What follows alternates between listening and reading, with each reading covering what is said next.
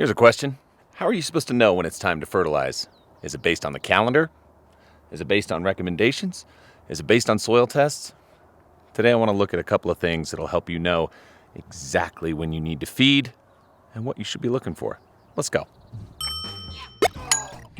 So it's springtime, and actually it's getting close to Memorial Day, which for most people, that is the big kickoff to summer. It's the time when people really do start getting out on their lawns and spending more time outside. That's definitely coming up here, and I'm looking around at my lawn today, just trying to get a good feel for it, seeing what's happening up here, seeing if it's time for me to start feeding. And honestly, it looks pretty dang good, but there is a telltale sign that maybe it's time for me to put some fertilizer out. Let me show you some. The overall growth and vigor of the lawn is actually pretty fantastic right now. Now, it got a pretty good dose of nitrogen before winter time last year, and that's what's keeping it moving right now. We're still working off of that food. Now, one of the things that I wanted to do was see how long I could wait before I really needed to feed it. And honestly, I don't need to feed it, but there is something telling me that it could be better. Let's get a little closer to the grass. There's a little dead spot right here, surrounded by a dark green spot, and it's not hard to figure out what that is. Some neighbor dog must have come and paid a visit, put a little pee-pee down. Interesting. Why is that a telltale sign? That spot right down there, for me, is potential. It's potential color. It's how good or how dark or how beautiful this lawn could look if it got a feeding. Why? Well, there's nitrogen in that dog pee, and it's going to make the lawn green wherever it touches. Why does it burn a little hole in the ground? Well, it could be a number of things. It could be the heat, it could be the salt, it could be the acidity or alkalinity, all of those different things. But if you were to just break down the urine itself, it's got a small amount of nitrogen, like, I don't know, call it a tenth of 1%, maybe even a little bit less than that. It's not a whole lot, but it is highly concentrated in one area, which means that the lawn is reacting to it really well. It's using it up, and it's making this nice dark green spot.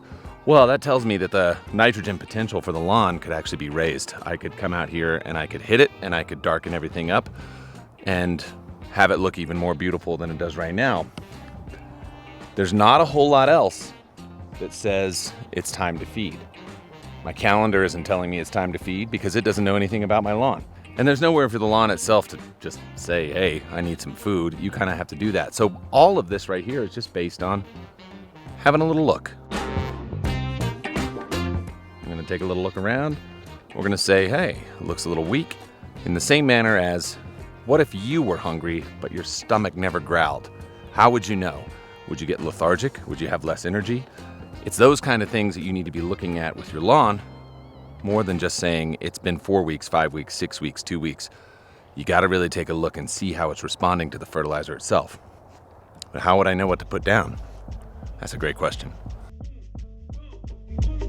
The biggest thing that you should always be hitting first, hit it with nitrogen. A lot of the time people go out there, they think they need more color, they put more iron down. Well, a lot of the time, the lawn just needs a little bit of food. You'll find that if you were to just look at the catalog of the liquids that I use and manufacture, we lead with nitrogen. The in charge, green punch, all of those things, higher in the in category, lesser in everything else. The green pop is used as a starter. That's a little more balanced against with phosphorus as well. So if you have low phosphorus soils, the only way you'll really find that out is if you do a soil test, but that's not what this is about. This is about look, feel, color, growth, vigor, right?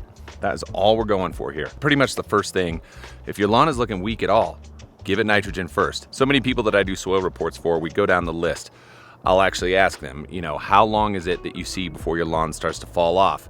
How much in do you feed it to get to that point? It helps to establish how often that lawn should be fed, how it's really holding on to the N, how it's processing, and we always start there. And that's the same thing that we would do down here. Nitrogen is the primary nutrient. It's going to be the one that's always in the least supply because it gets used up faster than anything else. So you start there, okay? But if you go beyond what your lawn really needs, it's going to start to pull on every other nutrient as well, which is going to mean that you're going to have to bring those nutrient loads up to match how much growth you're pushing out of the grass. You have to remember that the yield of the crop is what's going to dictate how many nutrients are getting pulled out of the soil. So if you're not pushing it hard, it's not going to be pulling on everything else quite as hard. Think about it that way. So maybe I don't really need to feed right now, but I can see that there's a difference and I can see that there's an opportunity. But there's another little bit to this story that I haven't added in. That section of lawn out there has not had any irrigation put on it yet this year either, which means there is going to be a greater impact from that dog spot as well, because it's not actually going to flush down through the soil because there's nothing pushing on it or enough dilution in the soil to actually get rid of it. So it may not be quite as bad as we think.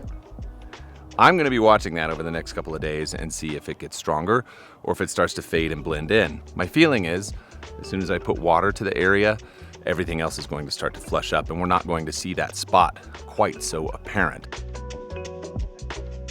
I think one of the biggest things that people get confused on here is that professionally, everything runs on a schedule, and there's a reason it has to. A business has to run lawn care feedings on a schedule, and there's sort of a predictability of release of fertilizer over a certain length of time, depending on how you're feeding. So it helps people know that by X date, I'm going to need to be feeding again. And commonly, that's between 5 and 6 weeks. Can it be longer? Sure. Does it have to be? No. Can it be sooner? Of course. As a homeowner and as a person who's on the lawn every day, your goal is to look, judge the vigor, and then decide how much fert you need to put out. That doesn't mean you need to be throwing down a pound of nitrogen every time. And for a lot of people, this is where the less is more conversation comes in, where you can come out and put a 1/4 pound of in, maybe a 1/2 pound, and let it ride and see how long it stays green, how long it stays beautiful, before you go after and start getting nervous about anything. There are only 3 things that you would ever need to look for to know if your lawn needs food or not. Color's number 1, always going to be number 1. 2 is going to be growth. If it's not growing evenly, you're seeing places where it's long, or it's just not growing at all, that's going to be your number 2. 3, density. That's it. If you look down and your grass is thin and patchy, probably you need to be feeding it more because the grass can only grow with the food it's got, so it will reduce its population in order to survive on what's available.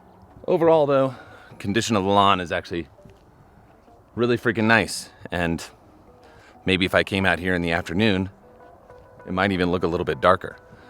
But what I do love doing when I film these videos is I like to walk down to the end like this. I love to go like this so you can kind of see everything that's happening here and show the whole place. But then as I turn around and I get the sun behind me, the color of the grass suddenly changes and it's darker and it's more beautiful and it gives kind of a little bit better look to the eye. So today, I think I'm just gonna go ahead and skip the feeding. Let's see if we can make it all the way to June 1. Maybe then we'll start something then. Maybe we'll start watering then. Maybe that's when the official season will actually kick off. I don't know.